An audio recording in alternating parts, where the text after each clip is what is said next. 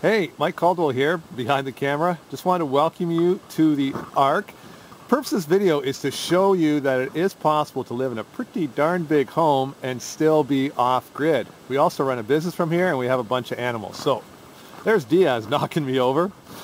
These are our alpaca herd. That's Rocky to the left, and we've got Snowflake standing up tall, and beside her is J-Lo. You've already met Diaz. She's a bit pushy. Up on the hill we've got Xena farthest away, and then that's Nellie in the middle.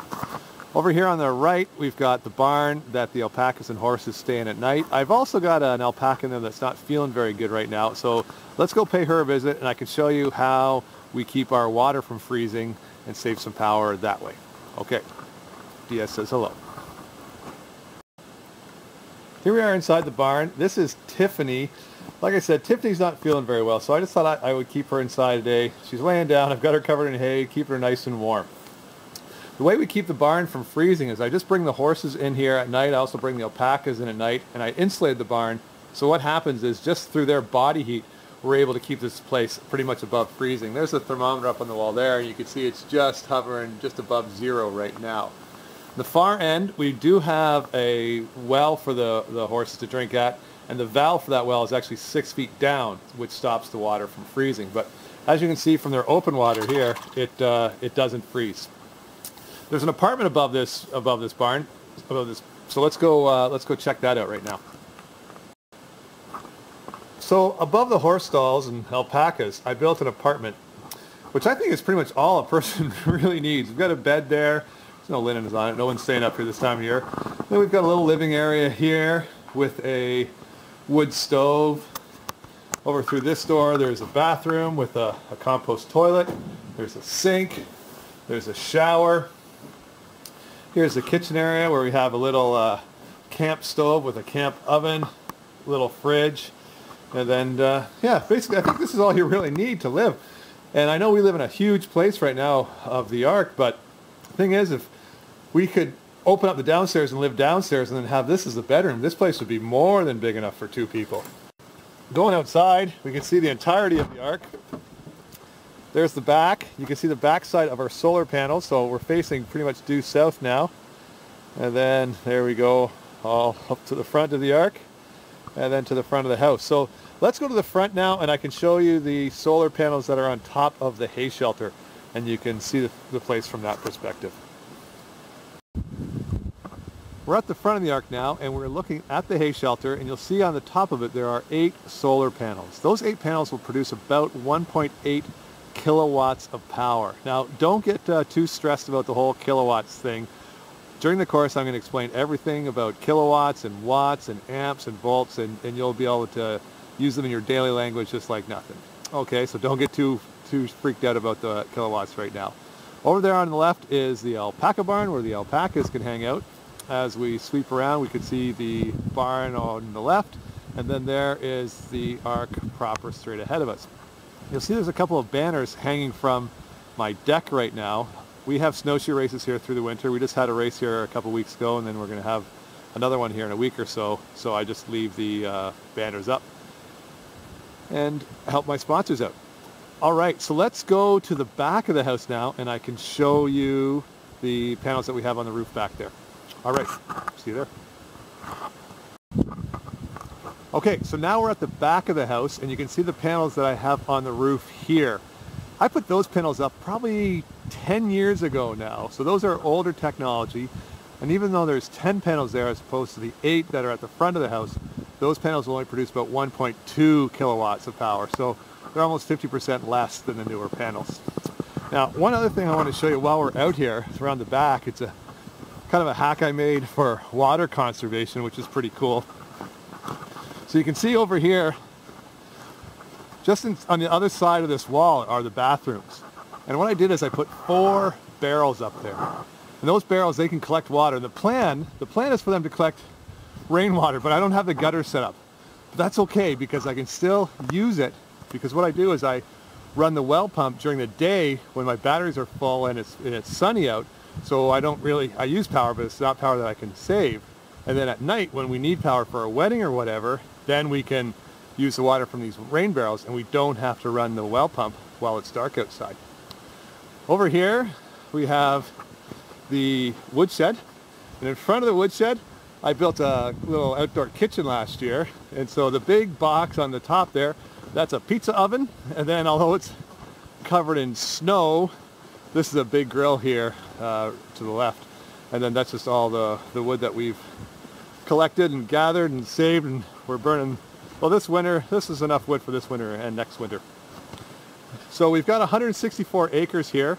Up that trail, about 600 meters in, we'll find a sugar shack, and I have a big evaporator there that I use for evaporating the sap and turning it into maple syrup, and we've got about 400 trees tapped. So that's one of the businesses we run here, and like everything, it uses power as well. And I discuss how all that works in the course. Let's go inside and take a look at what's in there.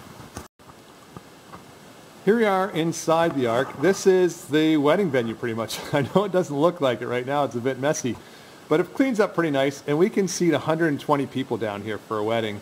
For the trail races that we have in the fall, we had 180 people here. So, you know, when people are here, they're flushing the toilets, they're using power, they've got lights on, we've got music running.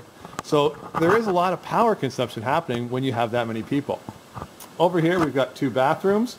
So this is what I was talking about. Here I can run those rain barrels right into that toilet for flushing, so we don't have to use the well pump at night when it's dark outside and no power is coming in. There's the second bathroom. Over here in this corner we've got, well, my motorcycle. I just store that inside during the winter. But here's the sound system. So there is a propane fireplace down there with a mixing board, sound system, and 32-inch LED TV with a big speaker for dancing and partying. Up here, looking up, we've got the disco ball, and there's just a ornamental kayak that was in the '76 Olympics, and there's the strobe light for the disco ball.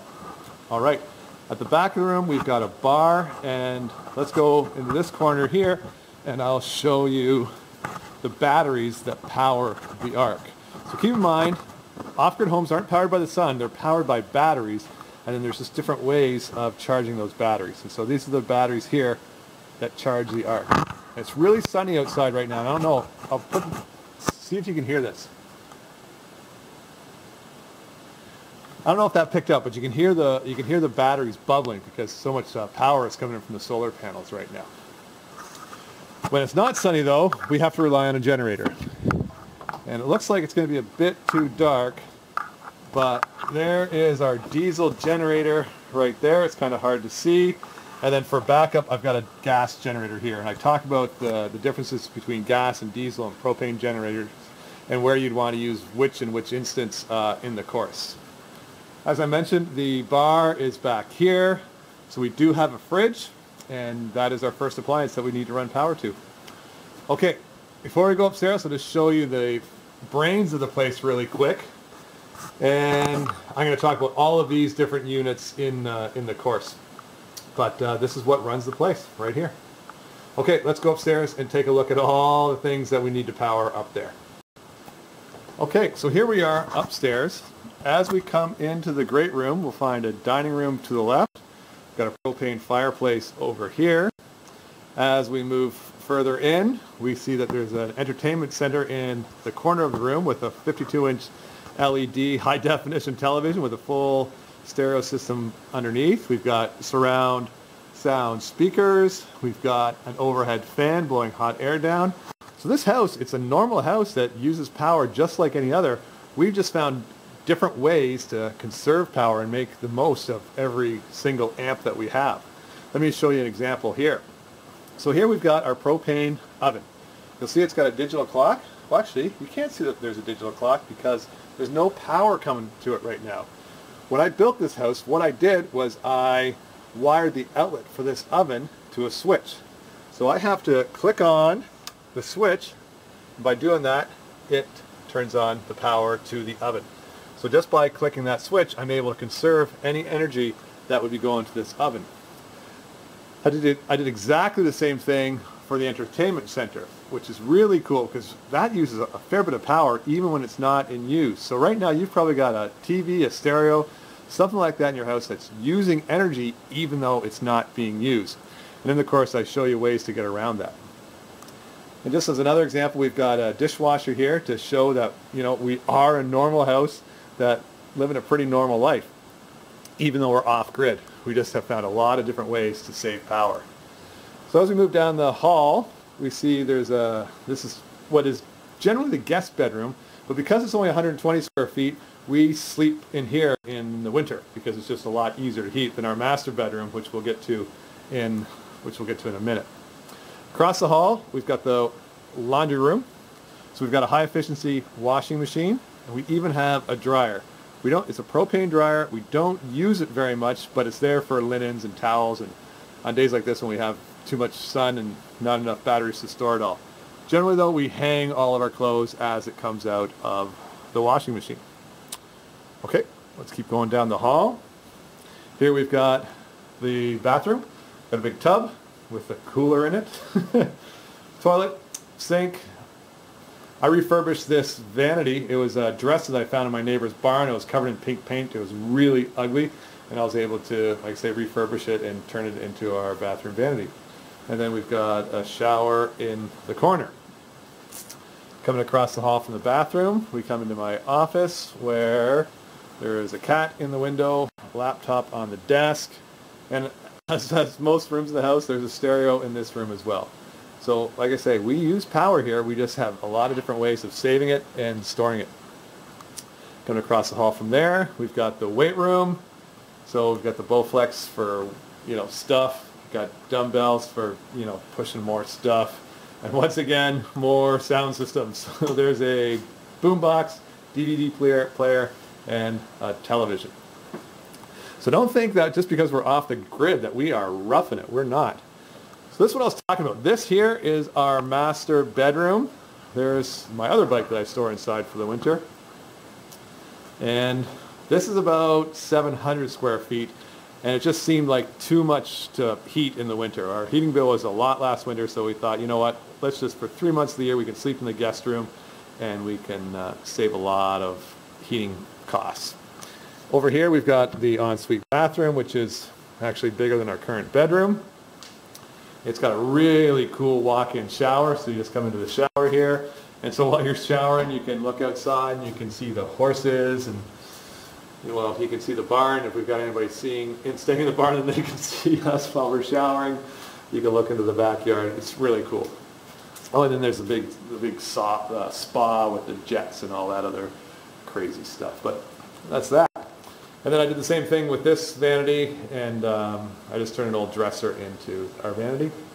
Bathtub there, toilet there, and there you go.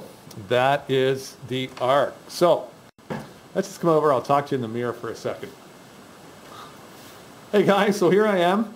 So the whole point of this video is to show you that we live in a great big house. We're off the grid, but it's a completely normal lifestyle that we live. We definitely conserve in a lot of different places, but it's just become part of our daily routine, and we don't even notice it anymore. And not only do we live in a 5,000 square foot house that we have to provide a lot of power to, but we also have weddings here. We have the outdoor education groups. We have the races that come through here. So we've got a lot of people coming through that, because there's people, they're consuming power as well. So there is a way to live a completely normal life off grid, but you got to know the tricks. You got to know the secrets. Like I said, it took me 10 years to get to this point now, and I made a lot of mistakes along the way. And the whole point of the course that I'm offering is to help you avoid all the mistakes that I made, so that you can start up and, you know, be running up and as good as I am in weeks or months as opposed to years. All right, so I hope we'll see you on the course, and we'll get you off the grid living. All right, talk to you then. Bye-bye.